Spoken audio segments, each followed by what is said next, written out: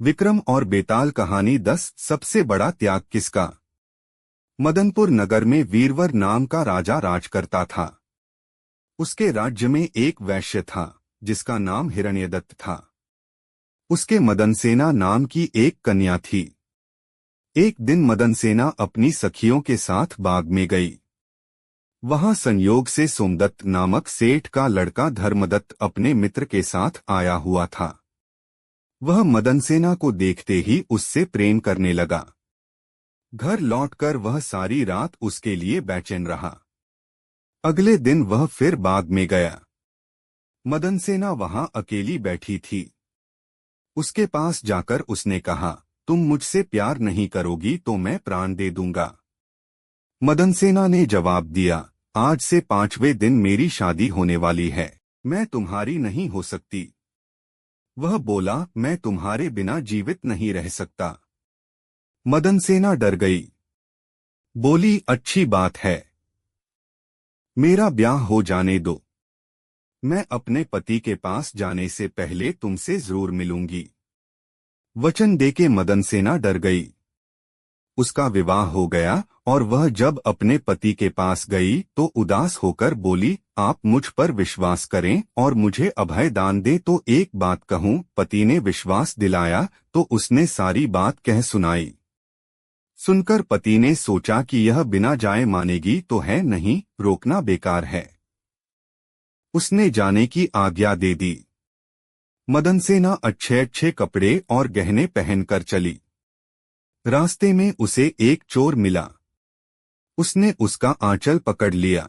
मदनसेना ने कहा, तुम मुझे छोड़ दो, मेरे गहने लेना चाहते हो तो लो।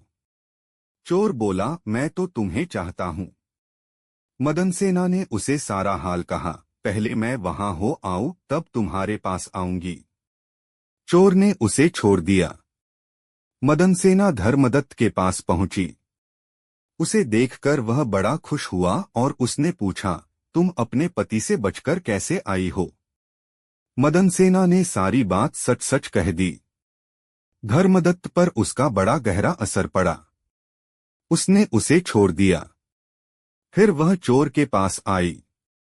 चोर सब कुछ जानकर बड़ा प्रभावित हुआ और वह उसे घर पर छोड़ गया।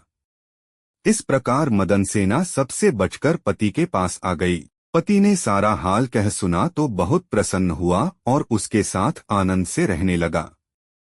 इतना कहकर बेताल बोला, हे राजा, बताओ पति धर्मदत्त और चोर इनमें से कौन अधिक त्यागी है। राजा ने कहा, चोर। मदनसेना का पति तो उसे दूसरे आदमी पर रुझान होने से त्याग देता है। धर्मदत्त उसे इसलिए छोड़ता है कि उसका मन बदल गया था। फिर उसे यह डर भी रहा होगा कि कहीं उसका पति उसे राजा से कहकर दंड न दिलवा दे। लेकिन चोर का किसी को पता न था, फिर भी उसने उसे छोड़ दिया। इसलिए वह उन दोनों से अधिक त्यागी था। राजा का यह जवाब सुनकर बेताल फिर पेड़ पर जा लटका और राजा जब उसे लेकर चला तो उसने यह कथा सुनाई। सबसे कोमल कौन सी राजकुमारी। गौड़ देश में वर्धमान नाम का एक नगर था जिसमें गुणशेखर नाम का राजा राज करता था। उसके अभयचंद्र नाम का दीवान था। उस दीवान के समझाने से राजा ने अपने राज्य में शिव और विष्णु की पूजा, गोदान, भूदान, पिंडदान आदि सब बंद कर दिए। नगर में डोंडी पिटवा दी कि जो कोई ये काम करेगा उसका सब कुछ छीनकर उसे नगर से निकाल दिया जाएगा। एक दिन दीवान ने कहा, महाराज, अगर कोई किसी को दुख पहुंचाता है और उसके प्राण लेता है तो पाप से उसका जन्म मरण नहीं छूटता, वह बार बार जन्म लेता और मरता है। इससे मनुष्य का जन्म पाकर धर्म बढ़ाना चाहिए। आदमी को हाथी से लेकर चींटी तक सबकी रक्षा करनी चाहिए। जो लोग दूसरों के दुख को नहीं समझते और उन्हें सताते हैं, उनकी इस पृथ्वी पर उम्र घटती जाती है और वे लूले लंगड़े, काने, बौने होकर जन्म लेते हैं। राजा ने कहा, ठीक है, अब दीवान जैसे कहता राजा वैसे ही करता। दैवयोग से एक दिन राजा मर गया। उसकी जगह उसका बेटा धर्मराज गद्दी पर बैठा। एक दिन उसने किसी बात पर नाराज होकर दीवान को नगर से बाहर निकलवा दिया। कुछ दिन बाद एक बार वसंत ऋतु में वह इंदुलेखा, तारावली और मृगांकवती, इन तीनों रानियों को लेकर बाग में गया।